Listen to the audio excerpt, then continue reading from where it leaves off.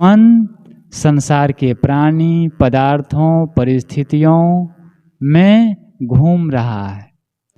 इसीलिए अभी हमें परम शांति की प्राप्ति और आत्मस्थिति की उपलब्धि नहीं हो पाई है।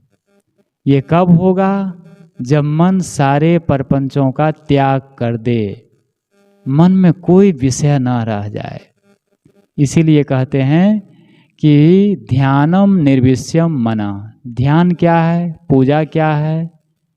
मन का निर्विषय हो जाना, मन का शांत हो जाना। जब तक मन में कोई विषय, कहते हैं पदार्थ को, माया को, आसक्ति को, जब तक मन किसी बातों को लेकर के घूम रहा है, मन में कोई विषय है, कोई बात है, कोई घटना चल रही है, मन घूम रहा है, तो मन में विषय है, मन में प्रपंच है। जिस प्रकार हम सब्जी बनाते हैं, तो सब्जी बनाते समय जब कढ़ाई में पानी रह जाता है और उसमें तेल डाल देते हैं, तो जब तक पानी रहता है तब तक छन छन छन की आवाज़ आती है, आँच लग रहा है।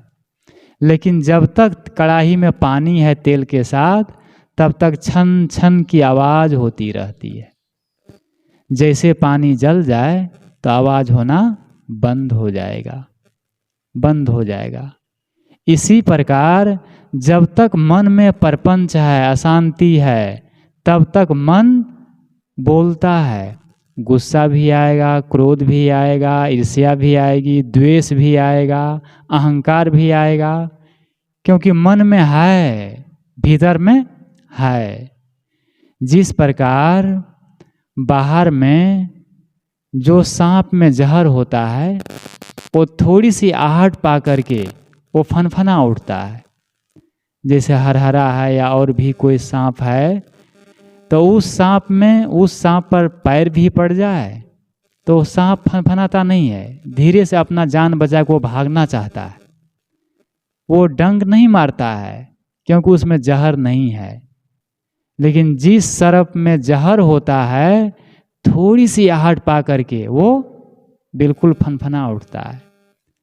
इसी प्रकार जिस चित्त में, जिस मन में, जिस व्यक्ति में, जिस हृदय में भीतर में क्या है? जहर है, अहंकार है, गुस्सा है, उद्वेग है, राग है, द्वेष है, मनोविकार हैं, तो थोड़ा सा दूसरे का निमित्त पा करके किसी ने मन के साथ कुछ नहीं किया, हमारे साथ प्रतिकूल व्यवहार किया, बस क्रोध आ जाता है, गुस्सा आ जाता है, आंख लाल हो जाती है, क्योंकि भीतर में जहर है, भीतर में जहर है। तो बात ये आई थी कि ध्यान क्या है? ध्यान है अपने मन को देखना कि हमारे मन में क्या हो रहा है। जब आंख बंद करते हैं, बाहर से शांत होते हैं, अंतर्मुखी होते हैं, तो भीतर में मन का पता चलता है। इसीलिए बहुत लोग ध्यान में नहीं बैठ पाते हैं। ध्यान में जब बैठते हैं तो मन तो अशांत है ना, तो उसका हाथ, पैर, कमर, सिर हिलेगा, फिर उठेगा। 1 घंटा में वो 25 बार उठेगा, क्योंकि शरीर नहीं उठ रहा है, मन उठ रहा है, मन बैठने नहीं दे रहा है। सारा निमित्त क्या है? उपादान कारण वो भीतर है। लेकिन जो ध्यानी है, जो संत है, जो सज्जन है, जो ध्यान परायण है, वो जब ध्यान में बैठता है तो उसको लगता है कितनी देर तक और बैठा रहूं, क्योंकि जितनी देर तक वो बैठा रहता है उतना ही उसका मन शांत, खुशी, आनंद, परम शांति की प्राप्ति ये मन में लगता है। तो एक ध्यानी व्यक्ति, एक साधना परायण व्यक्ति अधिक से अधिक ध्यान में बैठना चाहता है। इसीलिए ध्यान क्या है? योगस चित्तवृत्ति निरोधा, चित्त वृत्तियों का निरोध हो जाना, ये असली योग है, असली ध्यान है। ये योग दर्शन का सूत्र है। ध्यानम निर्विषयम मना, ये पहला सूत्र है। दूसरा सूत्र है योगस चित्तवृत्ति निरोधा, चित्त वृत्तियों का निरोध हो जाना। निरोध का अर्थ होता है छूट जाना। सारे संकल्प विकल्प जो मन में चिंतन हो रहा है उसका छूट जाना। जब संकल्प विकल्प छूट जाते हैं, मन के विचार शांत हो जाते हैं, उस क्षण देखिए मन की स्थिति, शरीर की स्थिति, दिमाग की स्थिति। शरीर बिल्कुल हल्का हो जाएगा, दिमाग हल्का हो जाएगा, मन मजबूत हो जाएगा। इसीलिए कहते हैं जब हम ध्यान में बैठते हैं तो हमें मानसिक एनर्जी मिलती है, शक्ति मिलती है, ऊर्जा मिलती है। क्यों मिलती है? क्योंकि मन में अब बाहर हम नहीं देखते हैं, नहीं सुनते हैं, नहीं जानते हैं, प्रपंच का त्याग हो गया। इसीलिए हमें ध्यान में सबको ध्यान करना चाहिए। तो ध्यान क्या है? योगस चित्तवृत्ति निरोधा, चित्त वृत्तियों का निरोध हो जाना। चित्तपट पर हमेशा कुछ न कुछ बातें चलती रहती है।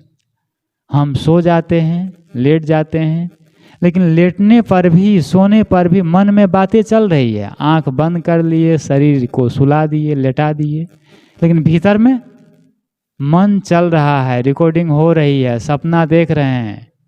ये जब तक सुषुप्ति में न पहुंच जाएं, तब तक अर्ध सुषुप्ति जब तक रहती है, तो मन सोचता रहता है, मन सोचता रहता है। सपना, नाना प्रकार के सपना आते रहते हैं।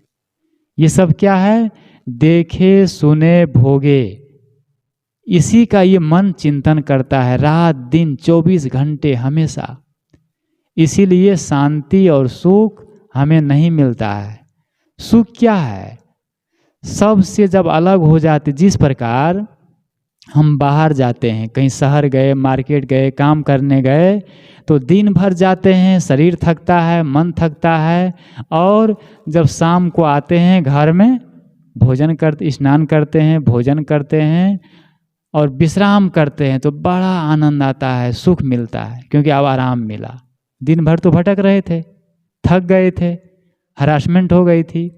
आज जैसे शरीर को विश्राम दिए, भोजन दिए और विश्राम दिए, तो शरीर में एकदम सुख का अनुभव होता है, आराम मिलता है।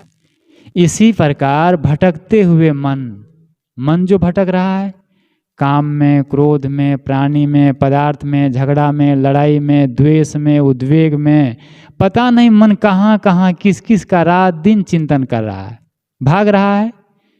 इस भटकते हुए मन को जब ध्यान मिल जाता है, जब हम बैठते हैं, शांत होते हैं, मन को एकाग्र करते हैं, और मन के सारे विकार, सारी सोच, सारे नेगेटिव विचार जब समाप्त हो जाते हैं, उस समय आत्म अनुभूति होती है।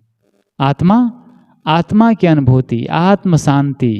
इसीलिए कहते हैं अड़ो रड़ियान महतो महियान, आत्म जंतु निहितो गुहायाम, तम कर्तु पश्यति विश्व को धातु प्रसादान महिमात्मनः।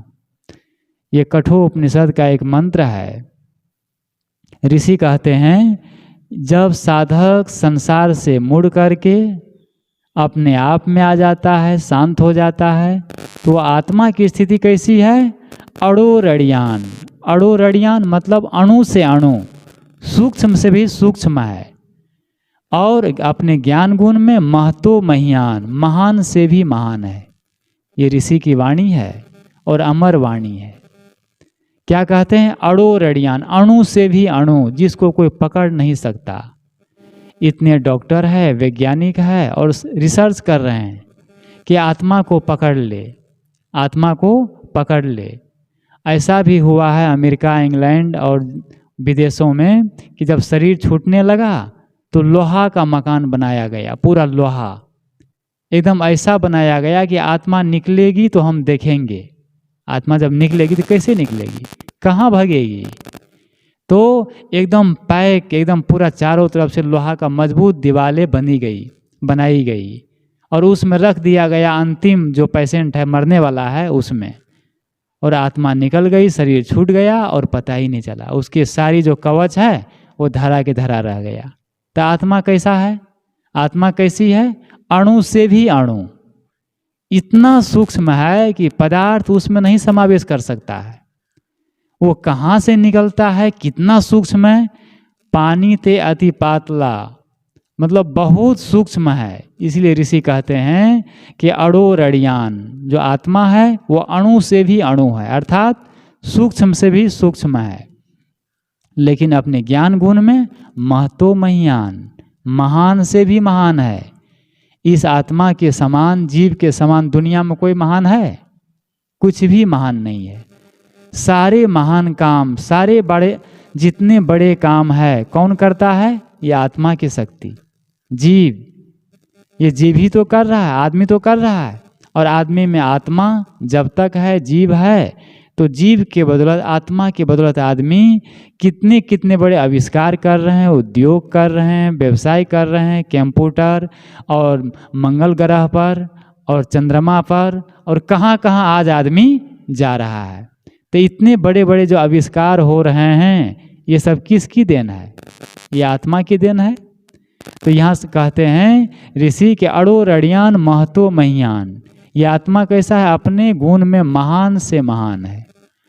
अड़ो रड़ियान महतो महीयान तम कर्तु पश्यति विश्व का। उसको कौन देखता है? जो तम कर्तु, जो कर्म परपंचों से मुक्त है और बीत शोक है। ये दो बातें ऋषि बताते हैं कि वो आत्मा का साक्षात्कार कौन करेगा, आत्मा का अनुभव कौन करेगा? जो कर्म परपंचों से मुक्त है।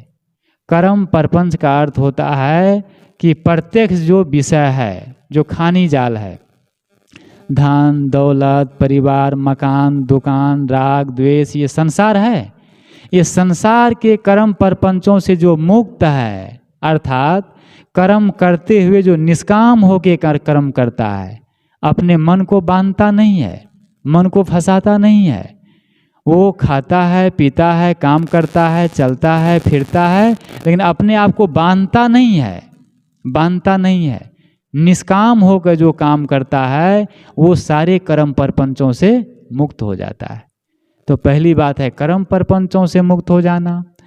आदमी आज इतने परपंचों को बढ़ा लिया है। कर्म परपंच, कर्म परपंच का अर्थ है जैसे व्यवसाय है, दुकान है, खेती है, बाड़ी है, मकान है, परिवार है, ये सब हैं। और जब तक जीना है तब तक काम करना पड़ेगा, दुकान करना पड़ेगा, व्यापार करना पड़ेगा, खेती करना पड़ेगा, ये सब करना पड़ेगा और करना भी चाहिए। लेकिन करें, लेकिन उसमें फंसे ना, उसमें आसक्त ना हो। जैसे नदी में नाव चलती है, नाव, तो नदी में नाव चले तो सफलता है। वो नाव 50-100 लोगों को पार करा देगी उस पार, है ना। नदी में जब नाव चलेगी तो सफलता है। लेकिन नाव में जब नदी आ जाए, पानी आ जाए, तब क्या होगा? तब तो नाव डूब जाएगी। इसीलिए कहते हैं कि नदी में नाव चले तो चलने दो, लेकिन पानी नाव में मत भरने दो। नाव में पानी भर गया तो अब नाव तैराएगी नहीं, नाव डूब जाएगी। इसी प्रकार ये संसार एक नदी है, एक सागर है, और हम मनुष्य एक नाव है। ये मानव शरीर क्या है? भवसागर से, संसार सागर से तैरने के लिए, पार होने के लिए एक नाव है। और ये नाव में पानी आ जाए, संसार आसक्ति आ जाए, संसार के कर्म परपंच आ जाए, तो ये शरीर तैराएगा नहीं, ये डूब जाएगा। तो ऋषि यही कहते हैं कि दुकान करो, व्यापार करो, कर्म करो, लेकिन कर्म में लिपायमान न हो, कर्म में आसक्त न हो। खाओ, लेकिन खाने में आसक्त न हो। अब खाना भोजन अच्छा मिल गया, बहुत बड़ा अच्छे पकवान मिल गए, तो क्या पूछना, अब पेट भर गया है, लेकिन और उसमें 2 और मिठाई खा लिए, रसगुल्ला खा लिए, यही है फंसना, यही है आसक्त हो जाना। इसी प्रकार जितने भी काम है, दुकान मनुष्य के लिए है, व्यापार मनुष्य के लिए है, व्यवसाय मनुष्य के लिए है, लेकिन उसके लिए हम नहीं है, मनुष्य नहीं है। मनुष्य व्यापार के लिए नहीं है, दुकान के लिए नहीं है, और खेती के लिए नहीं है। किसके लिए? वो मनुष्य के लिए हैं। वो आजीविका है। क्या है? आजीविका है कि हमें काम करना है, लेकिन उसमें डूबना नहीं है। इसीलिए यहाँ कहते हैं ऋषि, कर्म परपंचों से मुक्त होना। कर्म परपंचों से कौन मुक्त होता है? जो सब काम को संयमित ढंग से करता है और एक एक कर्म को बढ़िया से करता है, वही कर्म परपंचों से मुक्त होता है। यहाँ ऋषि कहते हैं कि कर्म प्रपंचों से मुक्त हो जाओ। और दूसरी बात कहते बीत शोकः, बीत शोक का अर्थ होता है हानि, लाभ, सुख, दुख, मन का जो मानसिक दुख है इससे मुक्त हो जाता है। पहली बात क्या है, जो व्यवहारिक जगत है, जो हमारा कमाना, खाना, जीना जो है, इसमें हम संयमित होकर के और निष्काम हो के काम करें। और दूसरी बात है जो मानसिक जगत है मन का, मन के सारे शोक, सारे मोह, सारी आसक्ति मिट जाए। बीत शोका मतलब शोक न हो, अभाव न हो, चिंता न हो, दुख न हो, मन में कोई पीड़ा न हो, कोई दुख न हो, कोई आसक्ति न हो। यही है बीत शोक होना, बीत शोक होना। तो यहाँ सब ऋषि कहते हैं बीत शोका। गीता भी कहती है योगस्त कुरु कर्माणि संगम तकत्वा धनंजय, सिद्ध असिद्ध्यो समो भूत्वा समत्वम योग उच्यते। गीता कहती है समत्वम योगस्त कुरु कर्माणि, योग में स्थित होकर के आसक्ति का त्याग करो। हे अर्जुन, हे धनंजय, योग में स्थित हो जाओ, साधना में स्थित हो जाओ और आसक्ति का त्याग कर दो। भजन क्या है? आसक्ति का त्याग। क्या बात आई कि काम करिए, काम करने के लिए कोई मना नहीं कर रहे हैं। ऋषि मुनि, वेद व्यास, सूरदास, रैदास, कबीर साहब, जितने महापुरुष हुए हैं, संत हुए हैं, वे लोग कर्म कर रहे हैं, कर्म करते रहे हैं। कबीर साहब के लिए चरखा करखा कपड़ा बुनते थे, कुछ दिन बुने होंगे निरुनिमा के साथ में घर में, तो कपड़ा बुनते थे। रैदास जूता सिलते थे, जूता। और लोग भी है, श्री कृष्ण महाराज गाय चराते थे। तो जितने महापुरुष हुए हैं वो लोग काम नहीं किए, सब लोग काम किए। तो संसार का काम तो करना पड़ेगा, लेकिन उसमें फंसे ना। तो यहाँ कहते हैं योगस्त कुरु कर्माणि संगम तकत्वा धनंजय, योग में स्थित होकर के आसक्ति का त्याग कर और कर्म करता चल। समत्वम योग उच्यते, योग सुख में, दुख में, हानि में, लाभ में, संयोग में, वियोग में समता रखते हुए कर्म करता चल। समत्वम योग उच्यते, समता ही योग कहलाती है। जिसके चित्त में समता आ गई, समता समझो वो दुनिया का सबसे महान आदमी हो गया, सबसे बड़ा आदमी हो गया। समता कर समझते हैं? समता कहते हैं कोई गाली दे रहा है, कोई कटु कह रहा है, कोई दुख पहुंचा रहा है, कोई हानि पहुंचा रहा है, उस समय अपना मन इतना बलवान हो, मन कि उसमें विचलित ना हो, मन दुखी ना हो, मन प्रतिक्रिया विहीन हो, कोई प्रतिक्रिया नहीं, कोई लेस मात्र उनके लिए मन में कोई मतलब प्रतिक्रिया नहीं होता है, उसको दुख देने की भावना नहीं होती है। इसको कहते हैं समता। अब व्यवहारिक जगत में किसी को कहना पड़ता है, सुनना पड़ता है, समझाना पड़ता है, वो करना पड़ता है, वो अलग बात है। लेकिन अपने आप को इतना मजबूत रखना चाहिए, इतना पहाड़ के समान तटस्थ होकर के एकदम अपने आप को क्या बना लेना चाहिए, साधक को, मनुष्यों को जो सुख चाहे उसको अपने आप को चट्टान के समान बना लेना चाहिए। चट्टान होता है ना, चट्टान में देखिए क्या होता है, आंधी आती है, तूफान आता है, लेकिन चट्टान जो होता है वो अडिग रहता है। वो जब अडिग रहता है तो आंधी तूफान सारे टकरा टकरा करके वो समाप्त हो जाते हैं, लेकिन चट्टान वैसे के वैसे रहते हैं। इसीलिए कहा गया है कि जहाज़ों को जो डुबा दे उससे तूफान कहते हैं, जहाज़ों को जो डुबा दे उससे तूफान कहते हैं, और तूफानों से टक्कर ले उससे इंसान कहते हैं, उससे इंसान कहते हैं। इंसान किसका नाम है? जो तूफानों से टक्कर ले। नदी में नाव चलती है, स्टीमर चलती है, तो कई बार नदी में, समुद्र में तूफान आता है, डुबा देता है। लेकिन यहाँ कहते हैं जो तूफानों से टक्कर ले उससे इंसान कहते हैं। तो बाहर के तूफान आते हैं, बाहर के आंधी तूफान आते हैं, और भीतर के भी आंधी तूफान आते हैं। उसमें भी अपने आप को तटस्थ रखना इंसान वह है। इसीलिए यहाँ कहते हैं ऋषि, मूल बात आए मूल बात पर, तो कहते हैं तम कर्तु बीत शोक, बीत शोक हो जाना, किसी बात को लेकर के शोक नहीं होता है। हानि लाभ संयोग वियोग मरण जन्म, ये तो संसार का हिस्सा है। हमारे चाहने और नहीं चाहने से ऐसा नहीं होता है। ये संसार की ये क्या है, ये घटनाएं हैं, ये समस्या नहीं है। किसी का संयोग होना वियोग होना जन्म लेना मरना, हम सोचते बहुत बड़ी समस्या आ गई, बहुत बड़ा दुख आ गया। ये दुख नहीं है, ये समस्या नहीं है। क्या है, ये संसार की घटनाएं हैं और ये घटनाएं घटेगी। हमारे चाहने और नहीं चाहने से कुछ फर्क पड़ने वाला नहीं है। हम हजार चाहें कि अभी अब प्रकाश न निकले, दिन न हो, धूप न हो, हमारे चाहने से ऐसा होगा? उसका नियम है, सूरज निकलेगा, गर्मी होगी, धूप होगी और थोड़े समय के बाद वो ढलने लगेगा, फिर शाम होगी, फिर रात हो जाएगी। इसी प्रकार हमारे जीवन में भी सुख दुख के जो हानि लाभ ये हैं, ये सब आते रहते हैं। तो बीत शोक होना, मन में किसी बात को लेकर के कोई चिंता नहीं, कोई शोक नहीं, हानि लाभ से मन जिसका ऊपर उठ गया, वो इस आत्मा का, यहाँ ऋषि कहते हैं अड़ोरड़ियान महतो महियान तम कर्तु बीत शोका धातु प्रसादान, बीत शोक हो जाना, बीत शोक हो गया, धातु प्रसादान महिमात्मना, वह अपनी आत्मा में अपनी आपा में अपने आप में शांत हो जाता है, स्थिर हो जाता है। तो मैं कह रहा था, बात आई कि ध्यान क्या है।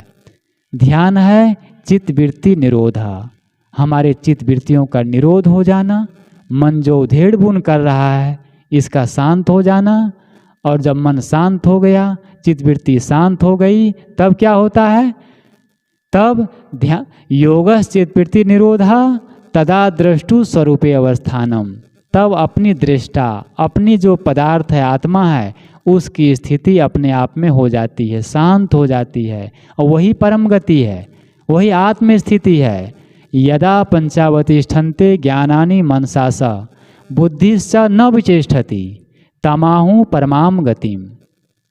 ऋषि कहते हैं यदा पंचावतिष्ठन्ते, यदा पंचावतिष्ठन्ते, पांच इंद्रियां आँख नाक कान जीभ चाम, न विचेष्टति, न चंचल हो, ताम आहु, उससे कहते हैं परमाम गति, परम गति। कितना वैज्ञानिक भाषा ऋषि की है।